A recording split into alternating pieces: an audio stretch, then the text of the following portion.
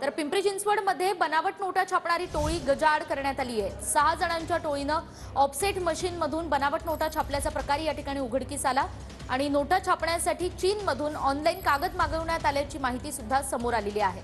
चीनी कागदापासून 500 रुपयांच्या बनावट नोटा छापण्यात आल्या आणि 70,000च्या बनावट नोटा छापून चलनात आणताना 6 जणांना अटक करण्यात आली। आमच्या प्रतिनिधींनी एकंदर सगळी परिस्थिती या ठिकाणी जाणून घेतलेली आहे, ते आपण पाहूया।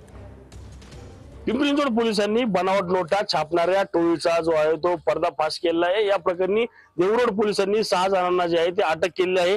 आपण पाहू शकतो की हीच जी मशीन जी आहे ती याच ऑफसेट मशीनवर या बनावट नोटा ज्या आहेत ते छापण्याचा गोरखधंदा जो आहे तो या ठिकाणी सुरू होता।